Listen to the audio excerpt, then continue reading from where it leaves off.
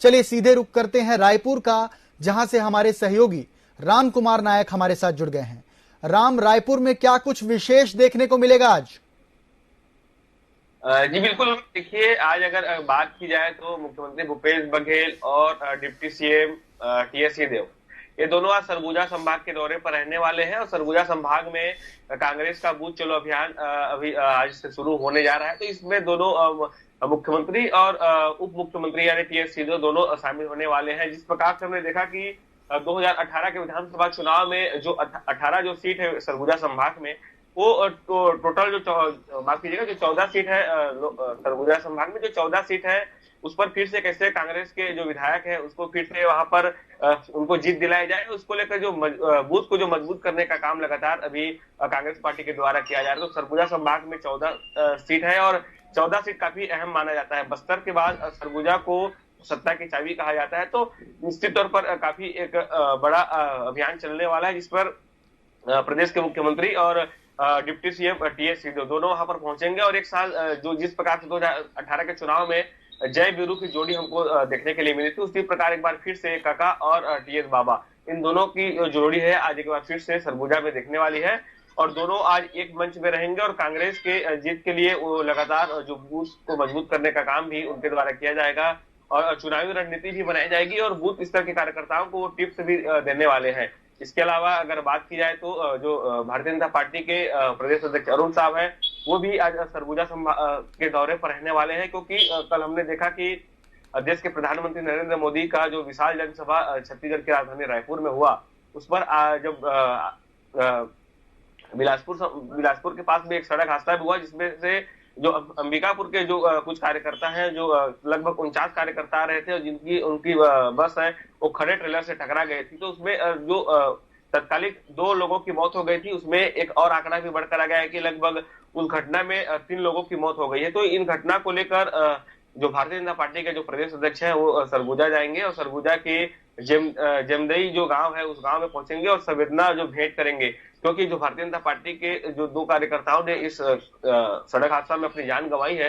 तो उसको लेकर उनके परिजनों से मिलकर भाजपा के जो प्रदेश अध्यक्ष है अरुण साहब, उनसे मिलकर ढांढस बंधाएंगे। तो एक कहा जा सकता है कि इनका जो दौरा है वो काफी राजनीतिक दौरा तो नहीं है, लेकिन जो मेल मुलाकात है जो भारतीय जनता पार्टी के जो कार्यकर्ता है उनसे भी मुलाकात करेंगे प्रदेश अध्यक्ष अरुण साहब, और उनसे जो परिजन है उनको भी और कुछ भारतीय जनता पार्टी की तरफ से कुछ राहत राशि दे सकते हैं।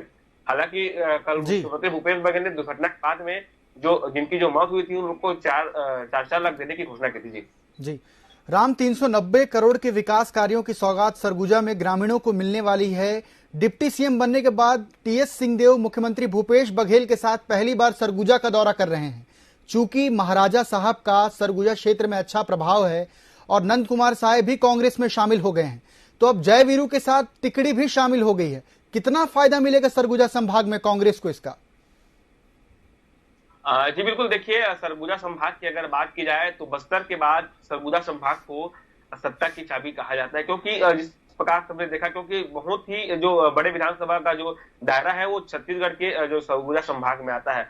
सरगुजा संभाग टीएस सिंहदेव का गढ़ माना जाता है, क्योंकि उस क्षेत्र के वे राजा भी हैं। इसके अलावा अगर बात किया तो भारतीय जनता जो पार्टी है उसमें अगर लंबे समय से कार्यकर्ता के रूप में रहे या फिर बड़े पद के रूप में रहे जो नंद कुमार साय है, वो भी सरगुजा संभाग यानी जसपुर से आते हैं वो।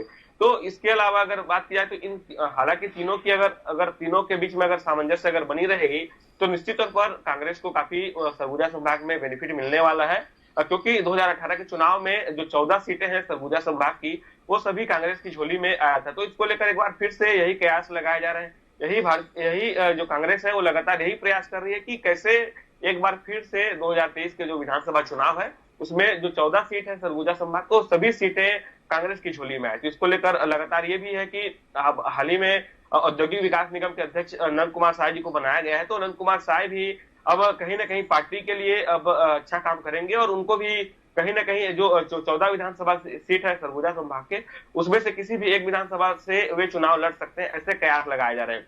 क्योंकि आदिवासी नेता होने के नाते नंद कुमार साय का एक बड़ा ओहदा भी सरगुजा संभाग में है और सरगुजा संभाग की जो 14 सीटें हैं उसमें से कई आदिवासी बाहुल्य सीट भी है। तो निश्चित तौर पर कांग्रेस उनको भी विधानसभा में प्रत्याशी के रूप में उतार सकता है। तो ये तो आने वाली बात है।